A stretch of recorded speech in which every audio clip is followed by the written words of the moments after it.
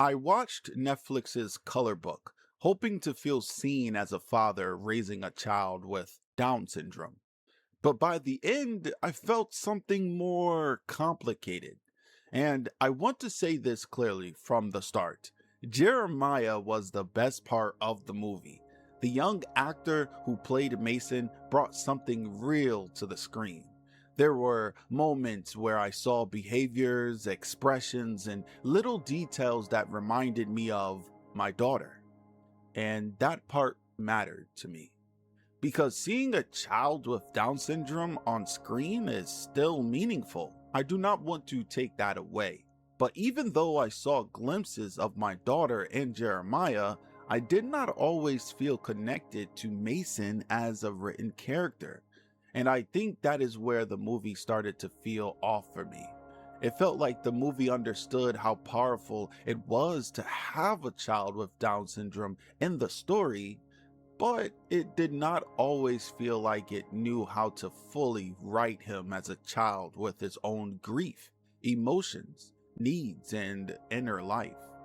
That bothered me, because Mason did not just lose his mother's presence around the house, he lost his mother. And there were moments where I wanted the movie to slow down and let him process that too, not just tag along beside his father's grief. There was a scene where Mason's father, Lucky, was talking with another father about their children. The visiting father shows a video of his daughter, and everybody is laughing and celebrating her progress. And I understand what that scene was trying to show.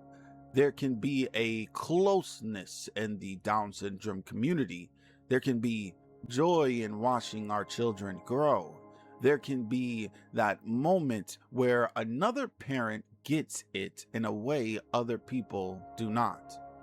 But even that scene felt awkward to me because the conversation seemed more focused on checking on the father, and I kept wondering who is checking on Mason? Who is asking how he is holding up? Who is helping him understand what happened? And maybe that was part of the point.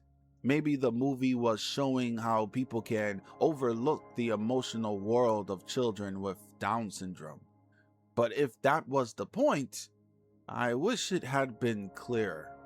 Because from where I was sitting, it made Mason feel less like a child grieving and more like a character being moved through the plot. The train scene was another moment that pulled me out. Mason wants a balloon. His father says no. Then his father falls asleep, and Mason gets off the train chasing after the balloon. As a parent, that scene was hard for me to buy into. Not because every parent is perfect, we are not, but when you are actively raising a child who needs more watching, more time, and more intentional communication, your nervous system changes. If I'm falling asleep, my child is probably sleeping too. And if my daughter wants something she cannot have, I'm not just saying no and moving on. I'm trying to explain it. I'm giving her time. I'm helping her process the answer. Because I have learned with my daughter that sometimes she does not need me to repeat a command louder. She needs time to respond.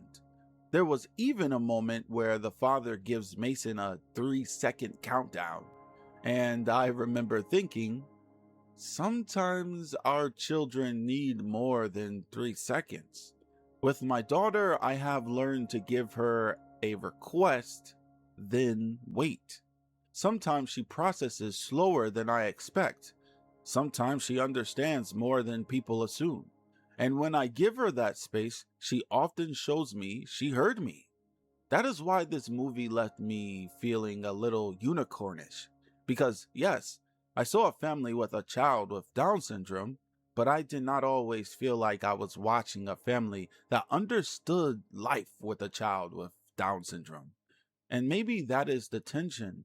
Representation matters. I'm glad Jeremiah was there. I'm glad families like ours were even close to the center of a Netflix movie, but representation alone is not the same as feeling represented. For me, Color Book had a powerful opportunity, and Jeremiah carried a lot of that opportunity, but the writing around him did not always meet him where he was.